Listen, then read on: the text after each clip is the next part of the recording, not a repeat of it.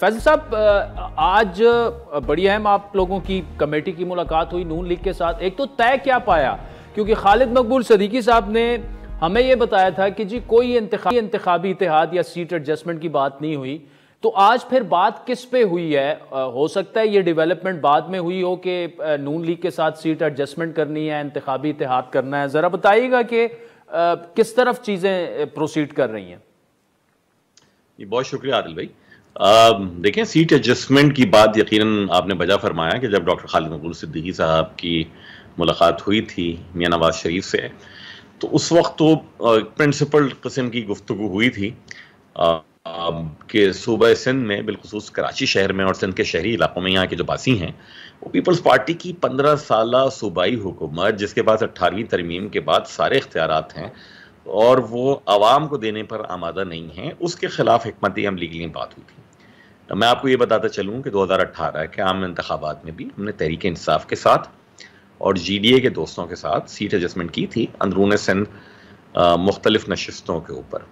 اور آج جو ملاقات ہوئی ہے اس میں یقیناً شہری سندھ کی بھی، کراچی کے آؤٹسکرٹس کی بھی اور انٹیریئر سندھ کی بھی مختلف نشستوں کے حوالے سے ابتدائی گفتگو ہوئی.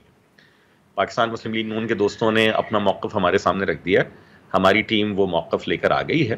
اب ہم اس پر ڈیلیبریٹ کریں گے اور دیکھتے ہیں کہ بات کسی حتمی مرحلے میں داخل ہوتی ہے یا نہیں ہوتی.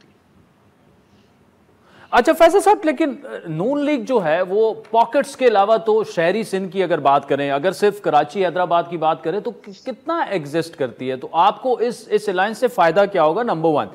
نمبر 2 یہ کہ اگر تو یہ گرینڈ الائنس بن جاتا ہے جس میں جے یو آئی بھی ہو، جی ڈی اے بھی ہو، آپ بھی شامل ہوں، نون لیگ بھی شامل ہو، باقی جو سندھ کی نیشنلسٹ قوتیں ہیں، اگر ایک گرینڈ الائنس بن جاتا ہے پھر تو شاید سمجھ میں بات آتی ہے. am I making sense؟ یہ جو سوال ہے کہ آپ کو کیا فائدہ شہری سندھ میں نون لیگ سے اتحاد؟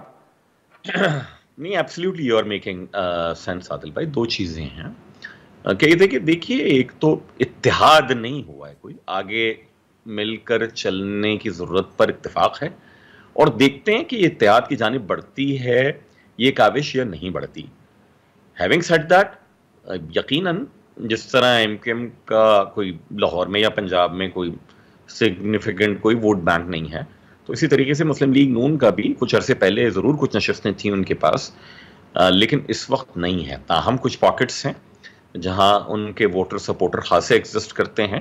تو اگر بات آگے بڑھتی ہے، اور اندرون سندھ میں کئی ایسی نشستیں ہیں ایم کیو ایم کا بڑا سگنیفیکنٹ ووٹ بینک ہے، لیکن وہ جیتنے کی پوزیشن میں نہیں آتے. تاہم جس امیدوار کی حمایت کریں، پچھلے عام انتخابات میں بھی میر پور خاص ضلع کی جو قومی اسمبلی کی سیٹ تھی وہاں ہم نے حمایت کی اور علی نواز شاہ صاحب پیپلز پارٹی کے امیدوار کو ہرا کر منتخب ہوئے تھے.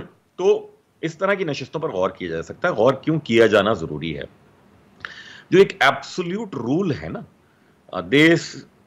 ہم نے پہلے محاورہ سنا تھا، اب وہ ہم نے اس کا عملی مظاہرہ دیکھ لیا ہے کہ ایبسولوٹ پار کرپٹس ایبسولوٹلی.